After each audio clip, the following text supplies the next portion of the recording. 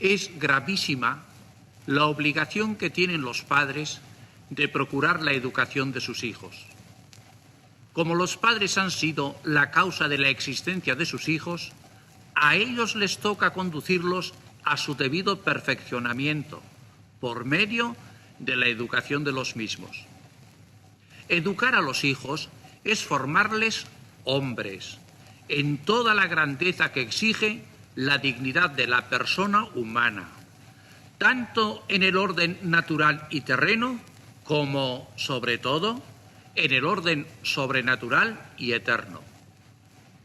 Educar a los hijos, ese es el máximo deber y la suprema obligación de los padres. Ello constituye la misión más excelsa de la paternidad. Puede ser cosa difícil y pesada la de educar a los hijos, pero ello no debe ser tomado por los padres como una carga molesta, sino bien al contrario, como el mayor honor de su paternidad. ¿Cómo va a ser carga molesta lo que constituye la mayor dignidad que es intrínseca a la paternidad? En esta conferencia no me voy a ocupar de cómo debéis proceder vosotros los padres en orden a la educación religiosa, integral y sólida de vuestros hijos. Ahora me voy a limitar a la educación psicológica que debéis proporcionar a esos vuestros hijos. Voy a hablaros solamente de algunos aspectos fundamentales de vuestra paternidad psicológica, con la que debéis complementar la paternidad biológica. La educación psicológica no debe confundirse ni con la urbanidad, que es una educación social, ni con la cultura, que es una instrucción de conocimientos diversos. Urbanidad y cultura deben de poseer vuestros hijos, y a vosotros, padres, os incumbe el deber de proporcionárselas. Deben poseer vuestros hijos esas formas sociales que se llaman urbanidad. Con ellas eliminarán vuestros hijos la ordinariez y la grosería, haciendo así agradable la convivencia social. Pero esas formas sociales no pasan por sí solas de ser lo que son, formas sociales, que tantas veces pueden encubrir y enmascarar conductas perversas y amorales y corazones corrompidos. Tampoco debe confundirse y menos identificarse la educación psicológica con la instrucción y la formación cultural, técnica y profesional. Esa instrucción y formación cultural son cosas excelentes en sí y que con toda diligencia deben los padres procurarlas a sus hijos. Pero la instrucción y la cultura solas ellas, sin moral y sin valores psicológicos superiores, más pueden ser un peligro social que factores que redunden en el bienestar social. Así lo está comprobando hoy, de modo intuitivo, la trágica experiencia de tantas conductas amorales que son el azote de la sociedad actual. Es una triste realidad la del aumento mundial de la delincuencia infantil y adolescente. Y no solo aumentan los delitos y crímenes cometidos en esas edades, sino que cada vez se los va cometiendo en edades más precoces y con modalidades más cínicamente refinadas. Esos delitos y crímenes en edades infantiles y no infantiles no los cometen solo los analfabetos, bien al contrario. Lo ordinario es que donde pululan las conductas amorales y antisociales es en los grandes centros de población donde es casi nulo el analfabetismo, pero en cambio son potentísimos los factores de infección psicológica y son casi nulos los frenos morales y religiosos. La educación psicológica no es ni urbanidad ni cultura, sino que consiste en formar en vuestros hijos comportamientos y conductas tal como lo exige la dignidad de la persona humana. Es hacer que vuestros hijos no procedan en su comportamiento a base de impulsos sensitivo-afectivos, como es propio de los animales, sino que en toda su conducta se rijan vuestros hijos dirigidos por la razón y gobernados por una voluntad recta, firme y constante. El educar psicológicamente a los hijos es el gravísimo, pero el honrosísimo deber que tienen los padres. Y es desgraciadamente un deber tan enormemente descuidado y aun abandonado por no pocos de ellos. ¿Cuántos de los que van al matrimonio saben siquiera lo indispensable para la educación psicológica de sus hijos? De ahí es de donde nacen y tienen su inicial raíz tantas gravísimas tragedias individuales, familiares y sociales que nacen del descuido por parte de los padres de atender a la educación psicológica de sus hijos. Es una tristísima realidad la de la aterradora invasión en el mundo actual de las conductas anormales. Aterradora por su extensión y aterradora por su acentuada gravedad. Y al nombrar conductas anormales, no pensamos en las conductas anormales a las que Kraepelin, en frase cincelada, llamó el máximo exponente del dolor humano. Aquí, al tratar de la educación psicológica, no nos ocupamos de lo que el vulgo llama locos, alienados, ni de las conductas anormales que vienen impuestas por factores biológicos hereditarios. Con ser aterrador, ese máximo exponente del dolor humano no es ni lo único, ni siquiera lo más grave para el bienestar de los individuos, de la familia y de la sociedad. Porque mayor gravedad y extensión revisten y presentan esa ingente turba de alcoholistas, toxicómanos, jugadores, perversos sexuales, de estafadores, de parásitos sociales, de inadaptados sociales, de impulsivos, de engreídos, de hipervalorados, de reivindicativos que siempre tienen razón y violentamente la exigen, esa legión de tímidos, hipovalorados, de inseguros, de indecisos, de obsesivos, de influenciables, de cínicos, de anestesiados afectivos, de vengativos, de crueles, de asociales y de antisociales. Turba multa de gente que hace sufrir y que tal vez, aun ellos tal vez sufren, gente que tortura y destroza hogares, vidas estériles que no rinden o que rinden menos de lo que debieran y aun pudieran rendir. Muchas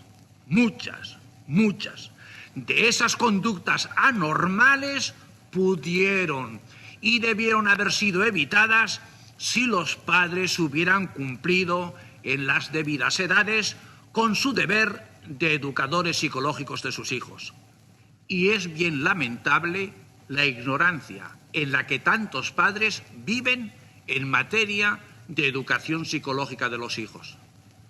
No es necesario, ni mucho menos, que los padres sean eruditos en psicología, ni especializados en ella, no. Pero sí es conveniente que los padres todos posean por lo menos los conocimientos más elementales para saber caer en la cuenta de los factores que puedan contribuir a las futuras conductas anormales de sus hijos y así puedan proceder a corregir y eliminar esos factores y no sean ellos mismos los padres, como tantas veces sucede, los que contribuyan positivamente a la estructuración de las conductas anormales que luego tanto les van a hacer a ellos y a sus hijos sufrir. Doble es la actuación que los padres deben ejercitar en la educación psicológica. La una como modelos y la otra como modeladores del comportamiento psicológico de sus hijos. Cumplid, padres, vuestro deber de educadores de vuestros hijos, dándoles vosotros mismos ejemplo intachable de comportamiento. Sed, padres, excelentes modelos de conducta, porque es un hecho indiscutible en psicología el del influjo que el ambiente circundante ejerce en todas las conductas y más especialmente aún en las edades infantiles. Existe en las primerísimas etapas infantiles una innata e inconsciente tendencia a la imitación de cuanto se ve y se oye. Se sigue más tarde una atención intencional y consciente en los niños, que están inquietos y ansiosos por querer enterarse y por saber el porqué de las cosas, para copiar y reproducir en sí lo que oyen, escuchan, ven y contemplan. Se comprende al momento la enorme trascendencia que en esas edades tenga el ambiente familiar para la estructuración de las conductas infantiles. Las almas infantiles son como placas fotográficas que copian inconsciente o conscientemente cuanto les rodea. Lo que sea el ambiente familiar, eso será lo que copia y asimile el alma de vuestros hijos. Las dos fuentes del aprendizaje en las edades infantiles son la de la imitación y la de la repetición. Imitando y repitiendo aprenden los niños. Así hemos aprendido todos a hablar la lengua materna. No solo la lengua, sino el peculiar tono de pronunciarla, típicos en cada región o comarca, se ha aprendido por imitación de los modelos circundantes. Así comprenderéis con evidencia el influjo que ejerce en la conducta de los niños el ambiente familiar en que ellos viven. A los padres toca ser los modelos que copien sus hijos en lo que voy a llamar lenguaje del comportamiento. Y siendo esto así, ¿qué podrán copiar y asimilar de su ambiente los hijos sin familia o los que viven en el vacío de la orfandad psicológica o los que contemplan y oyen a diario en el ambiente familiar riñas y malos tratos, conversaciones indecorosas, palabras groseras, comportamientos indecentes, ausencia de moral, alarde de irreligiosidad o por lo menos de absoluta indiferencia religiosa? De malos modelos de conducta, ¿qué se puede esperar que copien los hijos que están viviendo en esos hogares? Por eso os toca a vosotros, los padres, el ofrecer a vuestros hijos, con vuestra conducta, modelos que, copiados por ellos, los hagan al igual vuestro, rectos, religiosos, honrados, finos, amables, en una palabra, los haga tal como deben ser y deseáis vosotros, padres, que ellos sean. A esa educación de vuestros hijos, con vuestro ejemplo, por el que vosotros mismos os presentáis a ellos como modelo que han de copiar, aun sin saberlo ellos, se ha de añadir la educación activa, que debéis darles como modeladores de su conducta y comportamiento. Y lo primero que deben tener en cuenta los padres en el modelar el comportamiento psicológico de los hijos es que no es lo mismo ser modelador que troquelador. Troquelar es hacer entrar, quieras que no, en un idéntico molde troquelador a las más distintas modalidades psicológicas. Este es un proceder de violencia torturadora y además del todo estéril y aun contraproducente en formar la conducta de vuestros hijos. Querer hacer a todos iguales en su conducta psicológica, como son iguales los trozos de metal troquelados en monedas, es querer prescindir de la rica variedad psicológica que pueden ofrecer vuestros hijos y tratarlos como si fueran lingotes de metal, lo que es un sinsentido en psicología. Saben bien los padres, por propia experiencia, que esos sus hijos, con un fundamental biotipo genético y que viven en el mismo ambiente familiar, son muchas veces tan distintos entre sí, porque unos son resueltos y otros son tímidos, unos rápidos, vivaces y otros lentos y apocados, unos abiertos y otros cerrados, unos bondadosos y otros agresivos, unos alegres y otros tristes, unos afectivos y tiernos y otros apáticos y fríos, unos veraces y otros mentirosos, unos perdonadores y otros vengativos y rencorosos, unos obedientes y otros indisciplinados, y, no sigo detallando, tantas otras cualidades distintas y aun antagónicas que pueden darse en los hijos de los mismos padres y educados en idénticos medios ambientales.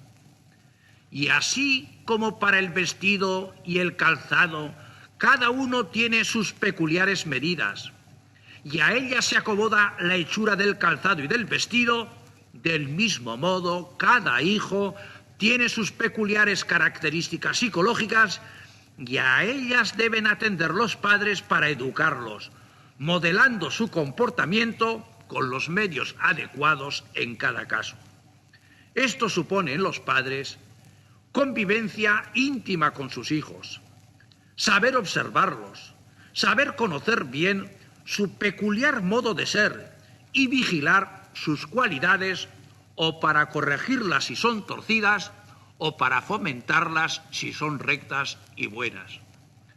Por falta de esa convivencia íntima de los padres con los hijos y por falta de esa vigilancia y por el abandono psicológico en que los dejan, ¿cuántas tragedias pueden estar incubándose en esas almas de vuestros hijos sin que vosotros los padres os apercibáis de ello?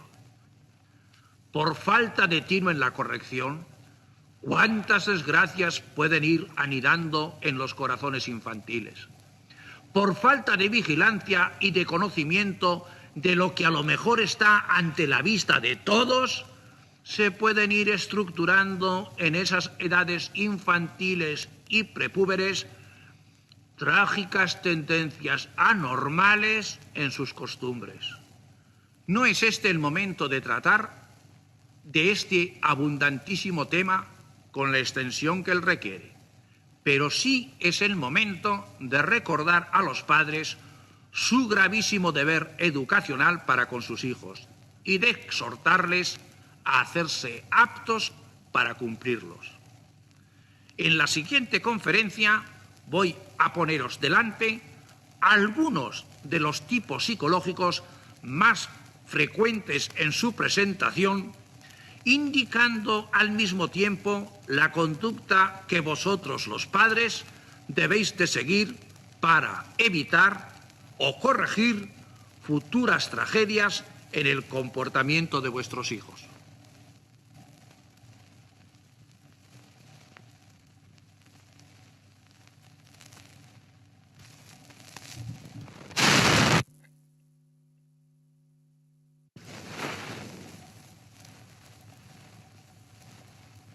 Decía en la conferencia anterior que en esta iba a proponer algunos de los principales tipos psicológicos de más frecuente presentación en los hijos, de los que juzgo ser más trascendentes, para que los padres los tengan en cuenta y son los que paso a describir en sus rasgos más salientes. Los tímidos son esos niños retraídos, pero no huraños, sensibles, pero no sensitivos, acobardados y recelosos, pero no por temor, no por desconfiados, y como huidizos, pero ansiando no serlo. Ordinariamente los tímidos sufren mucho por su timidez. Por ello, no pocas veces los tímidos agradecen y ansían que se les tenga atenciones y se les trate con delicadeza y con una natural confianza. De cómo los traten los padres depende el futuro de esos hoy niños, pero mañana hombres. ¿Cuántas veces son los mismos padres o educadores los que agravan más la timidez de sus hijos, clavándoles en sus infantiles almas puñaladas de complejos de inferioridad, con comparaciones humillantes? Mira ese niño, mira qué suelto es. Tú no vas a servir para nada, eres un inútil. Comparaciones que al pobre niño tímido le graban más su sentimiento de tristeza y de timidez. Lo que deben hacer los padres con los niños tímidos es alentarles por las acciones pequeñas que ellos hacen bien hechas, el ponerles en situaciones molestas y difíciles de superar para su timidez. Todo cuanto conduzca a darles ánimo y confianza en sí mismos es lo que se debe de hacer para evitar o corregir la timidez de los niños. Los sensitivos. Pueden los sensitivos revestir dos modalidades bien distintas. Pueden ser refinados, egoístas y ávidos de mimos, o pueden ser compasivos, de buen corazón, tiernos. Comportamiento distinto por parte de los padres exige cada peculiar modalidad de los niños sensitivos. A los mírame y no me toques no se les debe cultivar con mimos esa su modalidad sensitiva. No hay que considerarles ni tratarles como plantas de invernadero. Así llegarán a ser unos inútiles, unos fracasados para la real dureza de la lucha en la vida. No hay que cultivar esa su sensiblería con aspavientos ante el peligro, prohibiciones de que no aprendan a nadar por temor a que se ahoguen, con gritos y ademanes de terror por parte de las madres ante las heridas o golpes de sus hijos. No hay que agrandarles su temor sensiblero con miedos a la oscuridad y sustos y amenazas terroríficas. Por el contrario, hay que estimularles, darles aliento para ser fuertes y valientes y para ello alabar casos de arrojo, de altruismo y ponerles en sus lecturas escenas de heroísmo y de sacrificio. Y a los sensitivos de buen corazón hay que cultivar ese precioso don, pero vigilando no degenere en apocado ánimo y fortaleciendo su ternura con la entereza y con la serena valentía. Los influenciables.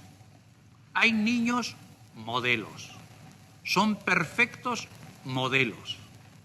Y puede que lo sean o no lo sean. No que no sean niños modelos, lo son ahora, en sus años actuales. En estos momentos son modelos. Pero el que lo sean de verdad modelos ya es otra cosa. En el colegio son modelos. Las niñas reciben todos los años el premio de distinción del colegio. Salen cada año galardonadas con la banda. Pero puede suceder que la que año a año mereció ser premiada con las bandas, en el primer veraneo o acto social después de la salida del colegio, la de las bandas se desbanda. ¿Se tuvo en cuenta en la conducta de los niños modelos si ella nacía de dentro o si era debida exclusivamente al molde del ambiente? Hay quienes son modelos no por serlo ellos, sino por serlo el molde. De ahí que en cuanto se cambia de molde, se cambió la conducta de los antes niños modelos. A los padres toca ver si son sus hijos y no los moldes, los modelos. Hay niños influenciables, psicológicamente merengues, que fácilmente adoptan la figura del molde. No tienen propia personalidad, ni su conducta nace de convicción y robusto querer. Hay niños gregarios, de esos de ¿dónde va Vicente? Los padres deben en esos niños procurar el desarrollo de su propia personalidad, hacerles fuertes, con iniciativas propias y con sano espíritu de independencia, para que no sean dominados y materia para cualquier conducta de esos que dime con quién andas y te diré quién eres. Los padres deben vigilar los ambientes psicológicos que puedan modelar la conducta de sus hijos influenciables, para separarles de los ambientes psicológicos peligrosos y para procurarles ambientes psicológicos buenos. Los tercos. Bien frecuente es este tipo psicológico en los niños y en los no niños.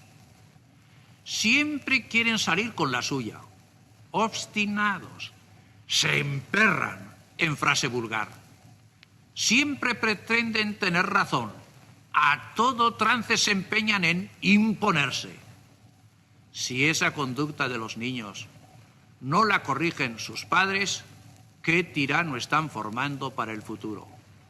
Inmenso defecto el de la obstinada terquedad para la vida real de la convivencia. En modo alguno se debe consentir que esos tercos se salgan con la suya. No es ello cosa fácil, sobre todo en los momentos de animalidad de la terquedad. Hay ciclos de terquedad. A la salida del egocentrismo infantil, allá por los 3 años en adelante. De los 10 a los 13 años en los niños, en la época de la prepubertad. Y luego la terquedad de la adolescencia. No hay que intentar convencerles en esos momentos de obcecación y emperramiento, pero tampoco hay que dejarles que se salgan con la suya. Al pasar esa tormenta de terca animalidad, cuando estén los niños en momentos de tranquilidad, de serenidad y de sintonía con sus padres, entonces es cuando estos, con enorme cariño, han de actuar haciéndoles reflexionar sobre los inconvenientes de sus ya pasados emperramientos. Los explosivos. Estos saltan como un resorte por cualquier contradicción que se les presente. Explotan en palabras de tipo mortificante y de vocabulario bajo. Idiota, bestia u otras peores. O sueltan un puñetazo o un salivazo. Pero en cuanto pasa la explosión, son ellos mismos los que se disculpan de su proceder con la frase ritual. Es verdad que soy así, pero se me pasa enseguida. A todo trance deben evitar los padres que esos niños lleguen a ser explosivos adultos. De esos que dicen, es que no puedo aguantar, salto sin ser posible dominarme. No pocas veces los niños explosivos no son sino copias de sus padres explosivos. De lo que diariamente ven y oyen en sus padres explosivos, salen los niños polvorines. Empiecen por ver los padres, si no son ellos, los malos modelos que copian sus hijos. En esos momentos en que pasada la explosión el niño se disculpa, entonces es cuando hay que hacerle ver lo irracional de ser explosivos. Y hay que irles ejercitando en que ellos mismos sean los que estén prevenidos para que no salte el resorte de sus explosiones. Con reflexión y con perseverancia en el prevenir las explosiones puede conseguirse que desaparezcan o disminuyan, pues ordinariamente los mismos explosivos, en sus momentos de lucidez y calma, lamentan el haber explotado. Los mentirosos. Los mentirosos pueden ser cosas bien distintas, aunque se identifiquen todos ellos en el mentir. Porque hay mentirosos que solo mienten accidental y momentáneamente, ya sea por huir de una amenaza o de un castigo inminente, o ya sea para obtener un regalo o una ventaja presente. Otros mentirosos, en cambio, mienten habitualmente, porque sí. Son los mitómanos, fabuladores, y otros mienten por llamar la atención. Son alardeadores, son mentiras vivientes, madera y cantera de las que salen esos falsarios hipócritas que no escasean, y terreno apropiadísimo para el cultivo de la más abundante y rica gama de cuadros histeroides. Distintos deben ser los comportamientos de los padres con cada una de esa variedad de tipos de mentirosos. En los mentirosos accidentales, lo primero que tienen que hacer los padres es no forzarlos ellos mismos a ser mentirosos. Porque con ese tono amenazador y airado de la pregunta, ¿quién ha roto esto?, con esos golpes y castigos por acciones que los pobres niños han cometido en su inconsciencia y sin malicia, casi les fuerzan los padres a los hijos a no decir la verdad. Nunca deben castigar los padres a los hijos por ser estos veraces. Sí deben siempre corregirles, pero con cariño y con reflexivas amonestaciones acomodadas a la comprensión de cada edad infantil. En los niños fabuladores y mentirosos, porque sí, y más aún por llamar la atención, los padres deben vigilar ese mundo imaginativo de sus niños, donde éstos, en su soñar despierto, van creando esas fantasías en las que se encuentran felices, viviendo refugiados en esos sus mundos ficticios, donde ellos gozan y triunfan sin poder extrínsecamente ser impedidos por nadie. Los padres no deben cultivar ellos esa falsa personalidad que sus hijos forjan en sus mentiras vivientes para llamar la atención. Hay padres que, celebrando esas gracias de sus hijos y haciéndolas que las repitan y las escenifiquen en sus gestos y en sus dichos, están ellos, los padres, modelando en sus hijos esos grandes personajes de comedia que tanto pululan, gente que vive la vida de farsa, por vivirla de trampa, legión de fanfarrones que se deleitan en vivir aparentando lo que no son. Ya en los juegos infantiles puede observarse la doblez y la falsía de los niños. Son los niños tramposos en sus juegos. Ahora es vida de juegos, pero si los padres no corrigen esa modalidad tramposa en sus hijos, ahora que entre sus compañeritos y juegos mienten para triunfar y ganar, han de lamentar años después el que sus hijos, para triunfar y ganar en el juego de la vida real, echen mano de doblez, de falsía, con estafas, negocios sucios y con cuanto pueda servirles para vivir engañando. Los caprichosos. De esencia de las edades infantiles es el vivir en el momento grato afectivo presente y el huir lo molesto o ingrato. El niño en sus primeros años aunque ser racional, no tiene aún expedito el uso de su inteligencia, para con ella dirigir su conducta por la racionalidad. En esos años de irracionalidad es lo natural en el niño que se deje arrastrar por lo que para él son bienes sensitivos, sensoriales, afectivos.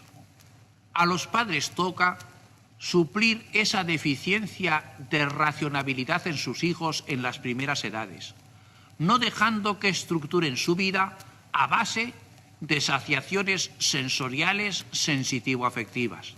Aquí entra todo el trascendente tema de cómo deben los padres en esas edades infantiles suplir las actuales e intrínsecas deficiencias de sus hijos en orden al comportamiento no animal, sino humano de su proceder.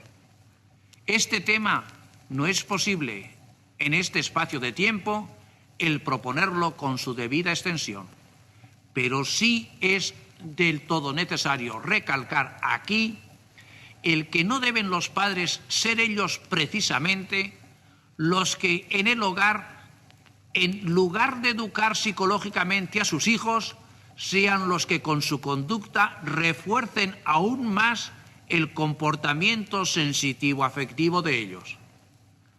Reforzadores de la conducta sensitivo-afectiva de sus hijos son los padres que se deleitan en tener hijos mimados, consentidos, regalones, que en todo les hacen el gusto y que en nada les contrarían.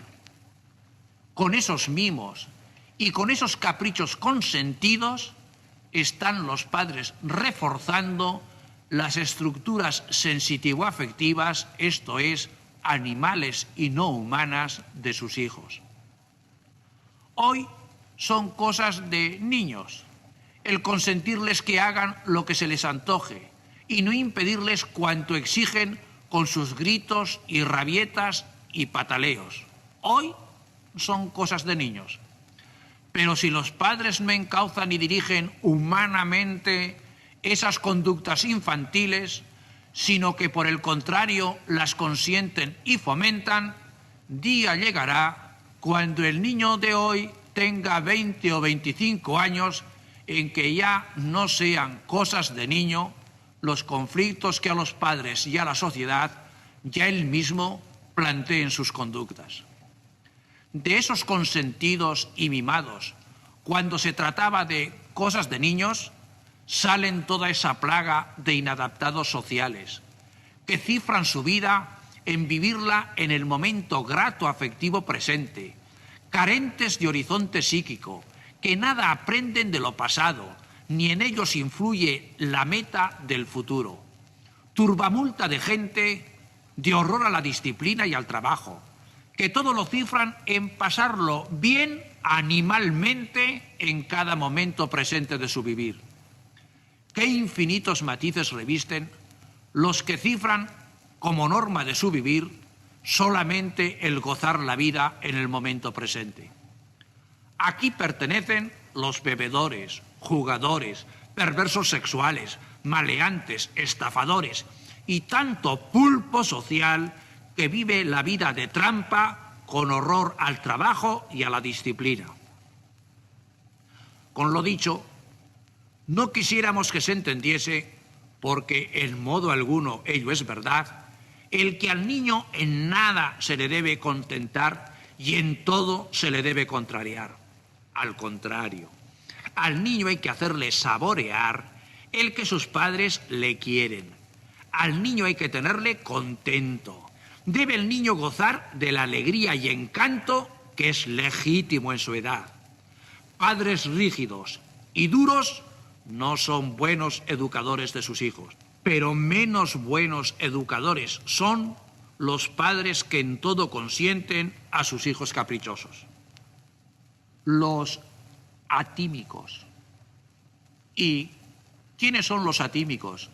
Me preguntará alguno al oír esa palabra.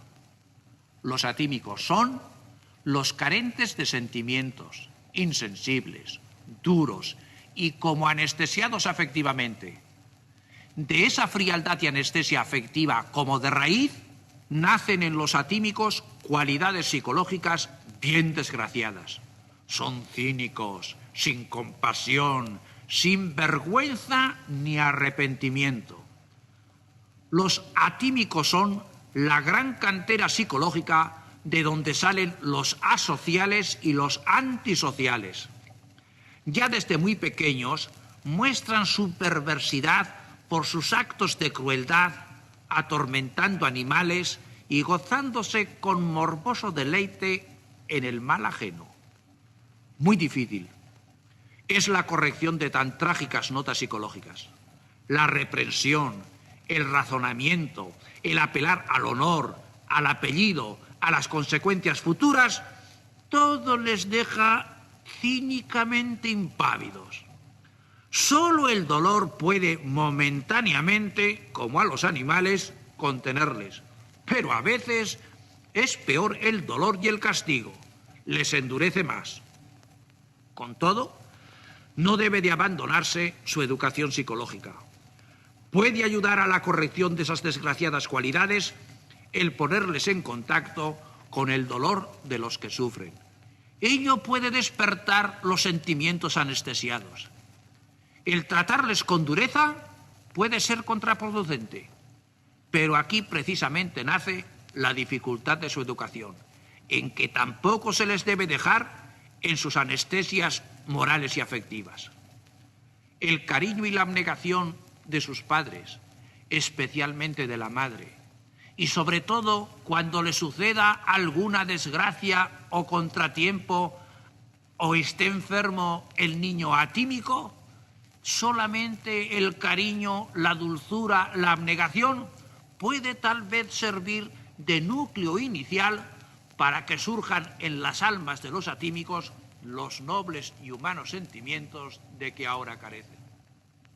Padres, a vosotros toca observar y caer en la cuenta de lo que son psicológicamente vuestros hijos. A vosotros toca cultivar y estimular lo bueno que en ellos haya. A vosotros toca respetar eso bueno de vuestros hijos sin pretender troquelar a vuestro talante sus cualidades. A vosotros toca corregir lo malo psicológico que en vuestros hijos haya. Pero corregir no es reñir, no es chillar, no es herir, ni solo castigar. Se trata de corregir, es decir, de obtener enmienda en los defectos de vuestros hijos. Ello requiere que nunca corrijáis con mal modo, con tono airado e hiriente, que nunca seáis injustos en la corrección, que nunca procedáis discordes padres y madres, que procedáis con entereza, pero con cariño, como procede el cirujano, que no abandonéis por nada el corregir a vuestros hijos,